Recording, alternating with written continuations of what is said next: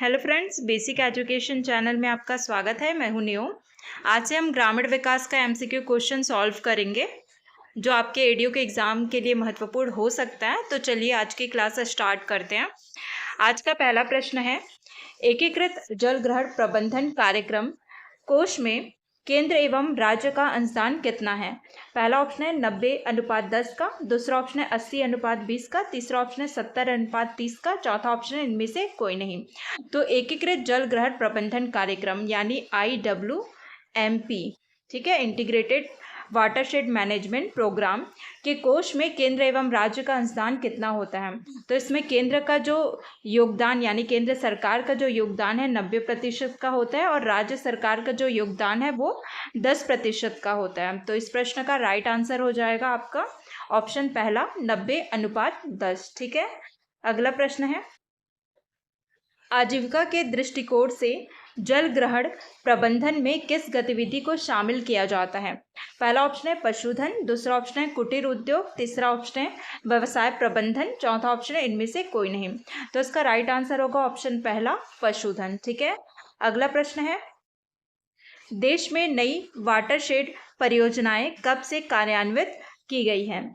पहला ऑप्शन है 1 अप्रैल 2009, दूसरा ऑप्शन है 1 अप्रैल 2010, तीसरा ऑप्शन है 1 अप्रैल 2008, चौथा ऑप्शन है 1 अप्रैल 2011। तो वाटरशेड जो परियोजना है, ठीक है, कब से कार्यान्वित की गई है नई वाटरशेड परियोजना। तो इसका राइट आंसर होगा ऑप्शन तीसरा 1 अप्रैल 2008 से। ठीक है, 2008 से। ठीक है, पहले इससे पहले जो है 3 योजनाएं चल रही थी। कौन कौन सी? एक था आपका डीपीएपी जिसको बोलते हैं सूखा प्रवण क्षेत्र कार्यक्रम यानी कि ड्रॉट प्रोन एरिया प्रोग्राम। ठीक है, और दूसरा था एक IWMP, ठीक है, इंटीग्रेटेड वेस्टलैंड मैनेजमेंट प्रोग्राम, और एक चल रहा था आपका DDP, डेजर्ट डेवलपमेंट प्रोग्राम यानी मरुस्थल विकास कार्यक्रम, और एक था समेकित बंजर भूमि विकास कार्यक्रम यानी कि IWMP। ठीक है, तो 3 योजनाएं चल रही थी, DPAP drought prone area programme, दूसरा है IWMP यानी कि इंटीग्रेटेड वेस्टलैंड डेवलपमेंट प्रोग्राम, और एक चल रहा था DDP, ठीक है, डेजर्ट डेवलपमेंट प्रोग्राम। इन तीनों योजनाओं को मिला करके एक नई योजना 1 अप्रैल 2008 से शुरू किया गया जिसका नाम था IWMP, integrated watershed management programme. ठीक है, तो इसका राइट आंसर हो जाएगा ऑप्शन तीसरा। अगला प्रश्न है, एकीकृत जल ग्रहण प्रबंधन कार्यक्रम की माइक्रोशेड इकाई का क्षेत्रफल कितना होता है। पहला ऑप्शन है 250 हेक्टेयर, दूसरा ऑप्शन है 500 हेक्टेयर, तीसरा ऑप्शन है 750 हेक्टेयर, चौथा ऑप्शन है 1000 हेक्टेयर। तो एकीकृत जल ग्रहण प्रबंधन कार्यक्रम यानी IWMP integrated watershed management programme की जो माइक्रो शेड इकाई है उसका क्षेत्रफल कितना होता है, तो वह है आपका 500 हेक्टेयर। ठीक है, तो इसका राइट आंसर होगा ऑप्शन दूसरा। अगला प्रश्न है, एकीकृत जल ग्रहण प्रबंधन कार्यक्रम में शामिल है। पहला ऑप्शन है सूखा संभावित क्षेत्र कार्यक्रम, दूसरा ऑप्शन है एकीकृत बंजर भूमि विकास कार्यक्रम, तीसरा ऑप्शन है मरुस्थल विकास कार्यक्रम, चौथा ऑप्शन है उपरोक्त सभी। तो IWMP में कौन कौन से कार्यक्रम शामिल हैं ये बताना है। ठीक है, तो ये सारे जो कार्यक्रम है वो शामिल है। तो इस प्रश्न का राइट आंसर होगा ऑप्शन चौथा सूखा संभावित क्षेत्र कार्यक्रम DPAP, इसको क्या बोलते हैं, DPAP। ठीक है, ड्रॉट प्रोन एरिया प्रोग्राम कहते हैं। ठीक है, अगला है एकीकृत बंजर भूमि विकास कार्यक्रम IWMP यानी कि इंटीग्रेटेड वेस्टलैंड मैनेजमेंट प्रोग्राम। आपका मरुस्थल विकास कार्यक्रम को क्या बोलते हैं, DDP यानी कि डेजर्ट डेवलपमेंट प्रोग्राम। इन सभी योजनाओं को मिला करके एकीकृत जल ग्रहण प्रबंधन कार्यक्रम शामिल किया गया। तो ये जो सारे योजनाएं हैं वो एकीकृत जल ग्रहण प्रबंधन कार्यक्रम के अंतर्गत आता है। अगला प्रश्न है, एकीकृत जल ग्रहण क्षेत्र प्रबंधन कार्यक्रम के अंतर्गत परियोजना क्रियान्वयन का दायित्व किसका है। पहला ऑप्शन है परियोजना विकास दल का, दूसरा ऑप्शन है परियोजना अधिकारी का, तीसरा ऑप्शन है परियोजना क्रियान्वयन दल का, चौथा ऑप्शन है उपरोक्त सभी। तो जो एकीकृत जल ग्रहण क्षेत्र प्रबंधन कार्यक्रम है उसकी जो परियोजना क्रियान्वयन का जो दायित्व होता है, ठीक है, किसका होता है, तो इसका राइट आंसर होगा ऑप्शन तीसरा परियोजना क्रियान्वयन दल का होता है। ठीक है, अगला प्रश्न है, एकीकृत जल ग्रहण क्षेत्र प्रबंधन कार्यक्रम के अंतर्गत परियोजना प्रमुख होता है। पहला ऑप्शन है मुख्य कार्यपालन अधिकारी, दूसरा ऑप्शन है परियोजना अधिकारी, तीसरा ऑप्शन है मुख्य अभियंता, चौथा ऑप्शन है कार्यक्रम अधिकारी। तो इसका परियोजना प्रमुख कौन होता है? तो ये ऑप्शन दूसरा, परियोजना जो अधिकारी होता है वो एकीकृत जल ग्रहण क्षेत्र प्रबंधन कार्यक्रम के अंतर्गत परियोजना का प्रमुख होता है। ठीक है, अगला प्रश्न है, एकीकृत जल ग्रहण क्षेत्र प्रबंधन कार्यक्रम के अंतर्गत परियोजना के लिए समान मार्गदर्शी सिद्धांत किस वर्ष से प्रभावशील है? पहला ऑप्शन है 2008, दूसरा ऑप्शन है 2004, तीसरा ऑप्शन है 2005, चौथा ऑप्शन है 2006।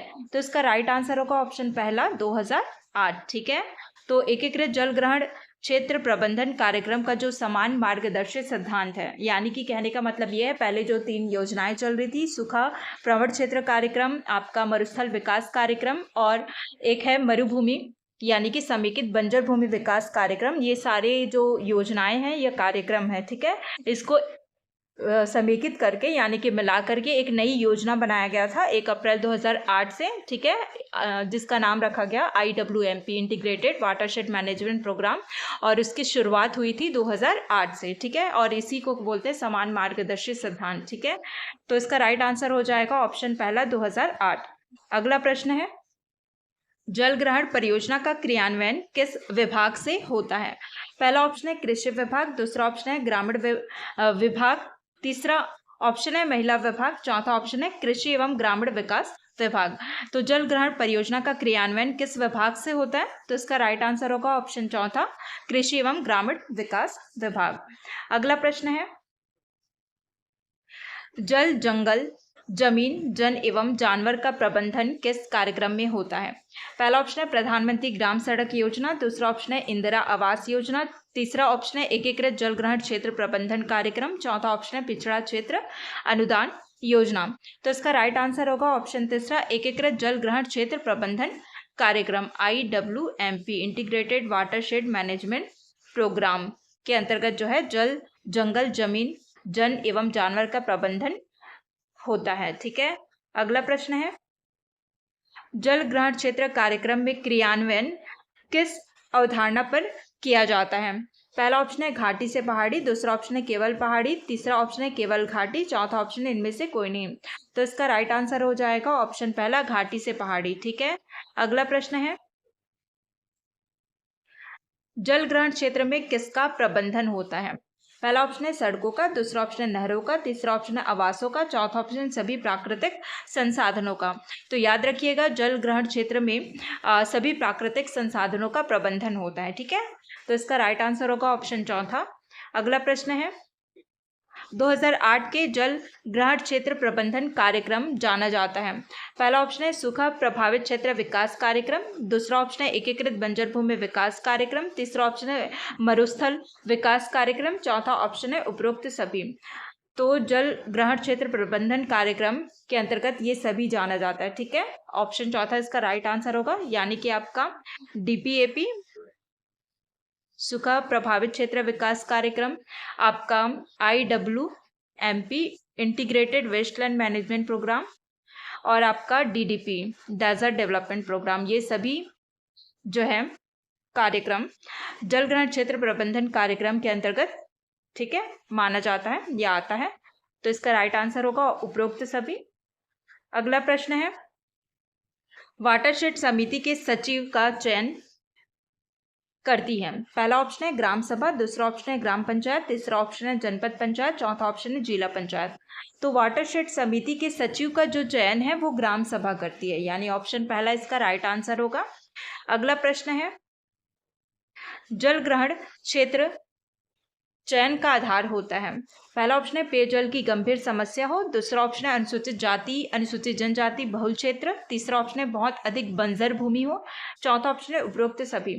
तो इसका चयन का आधार होता है जल ग्रहण क्षेत्र चयन का आधार होता है उपरोक्त सभी, यानी पेयजल की गंभीर समस्या होनी चाहिए उस क्षेत्र में, अनुसूचित जनजाति और जाति के लोग होने चाहिए, ठीक है, बहुत अधिक बंजर भूमि हो वहाँ पे। तो ये सभी जो है जल ग्रहण क्षेत्र चयन का आधार होता है, ठीक है। आपके लिए आज का प्रश्न है, राज्य में सार्वभौम सार्वजनिक वितरण प्रणाली योजना की शुरुआत कब से हुई है? पहला ऑप्शन है 2 अक्टूबर 2019, दूसरा ऑप्शन है 15 अगस्त 2019, तीसरा ऑप्शन है 2 अक्टूबर 2020, चौथा ऑप्शन है 15 अगस्त 2020। तो इसका राइट आंसर आपको कमेंट सेक्शन में बताना है, ठीक है। तो आज के वीडियो में बस इतना ही। वीडियो अगर पसंद आया होगा तो वीडियो को लाइक शेयर करें और चैनल को सब्सक्राइब ज़रूर करें। मिलते हैं अगले वीडियो में। Thank you.